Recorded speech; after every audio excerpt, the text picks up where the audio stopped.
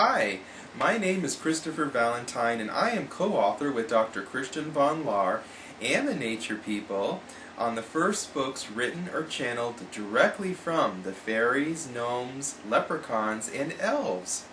Today's show is all about those mysterious and elusive elves. Elves are the shyest of all the nature people, so don't be surprised if you have never seen them. They have a tall, slender frame, usually appearing about 3 feet in height. Elves are located in areas where there is water and trees. Places where the ocean meets the mountains, along the coast of California, for instance, is a perfect place for them.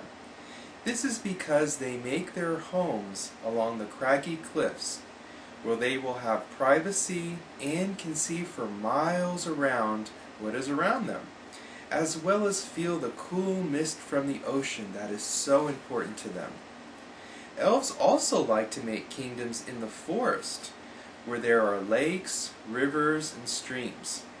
They use the mist to help camouflage their kingdoms, but if you look with relaxed eyes, you can make out the walls surrounding their great encampments. Again, water is very important to elves, as it is important to all nature spirits, as the elves have told us that they are an earth nature spirit that is evolving into a water nature spirit. They need to feel the water against their skin and love taking many showers and baths, compared to the gnomes who say "brr" when it is time to wash up. I can remember the first time I saw an elf. Christian von Lahr and I were holding a nature spirit workshop over the weekend in the Northeast, out in nature. As the retreat participants, Christian and I started to make our way up a hill toward a secret garden and pond hidden by bushes, reeds, and many trees. Christian exclaimed, "Oh my gosh, there is an elf standing at the entrance of the garden on top of the hill." We all stopped in our tracks at various distances and spots along the large green hill and looked.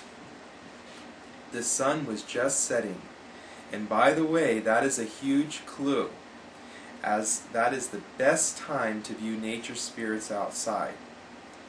And there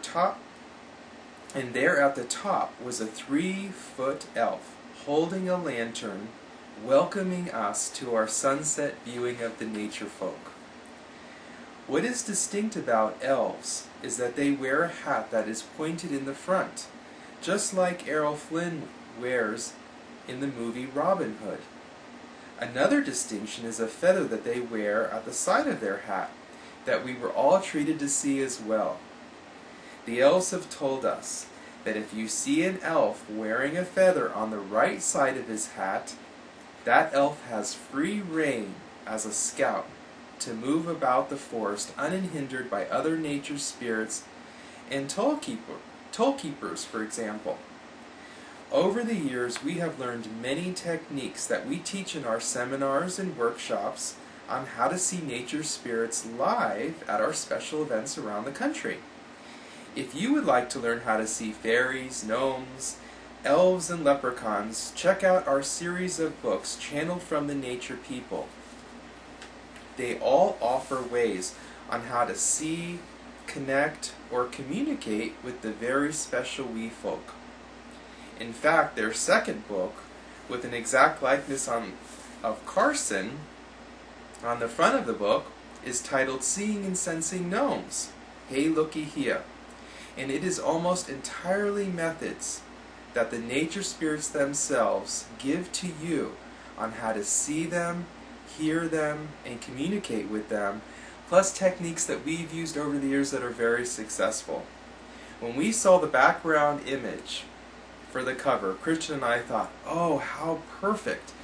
We have the misty background that the elves love to be in, as well as a birch tree that the elves are famous for hiding behind and then quickly poking their heads out to see you in an instant. By the way, if you have bamboo growing in your garden, you are sure to have elves, as that is their absolute favorite. They also love to be in and about tall reeds and rushes around lakes. Tune in next time for episode 3, where we are in the kitchen making the fairies' favorite food, or is it drink, that even your little ones can help make. We will also be on location in the Blue Ridge Mountains, showing you how to provide a fairy house for your abundant fairies all around you, and some of the special gifts you can put in and around the fairy house for them. It's an episode you and your children are sure to enjoy. For more information on the book that teaches you how to see nature spirits, seeing and sensing gnomes, please visit Mist of the Oracle, spelled M as in magical, Y-S-T, of theoracle.com. Thank you for watching the Christopher Valentine Show, and see you real soon.